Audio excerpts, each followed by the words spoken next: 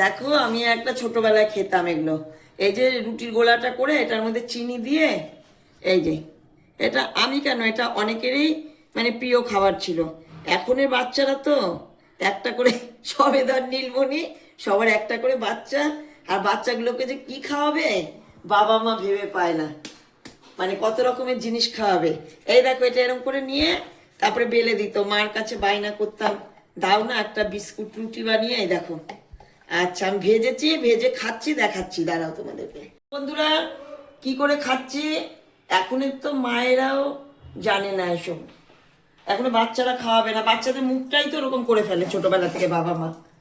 রেস্টুরেন্টে খাওয়াবে, ঘরের মধ্যে কি খাবে কি খাবে, সোনা মা কি খাবে কি বানিয়ে দেব, সোনা মা তারপরে নানা রকম ভ্যারাইটিস, সোনা বাবা সোনা মারা সব ভ্যারাইটিস রকম খাবারের নাম বলে, এটা খাবো ওটা খাবো, মায়েরা তাই বানিয়ে দেয়।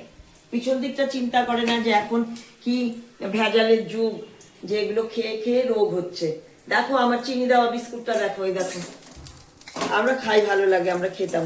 এই দেখো ভাজছি, ভেজে তারপরে খাবো, তারপরে দেখাচ্ছি। হ্যাঁ এই যে বিস্কুট রুটি তৈরি হয়ে গেছে, আমি খাচ্ছি বিস্কুট রুটি। ভালো লাগছে খেতে, ছোটবেলায় ফিরে গেছি, আবার ছেলেবেলায় ফিরে গেছি। আর ফোনে বাচ্চারা খাবে, আমার তোমার কারবারি বাচ্চাই খাবে না এগুলো। আমিও হঠাৎ আজকে মনে হলো করবো, তখন মনে হলো তোমাদের কিছু দেখাই। আমার ওসব নেই যে ভালো কিছু খেতে হবে, ভালো কিছু রান্না দেখাতে হবে, ভালো প্লেটে পরিবেশন করতে হবে।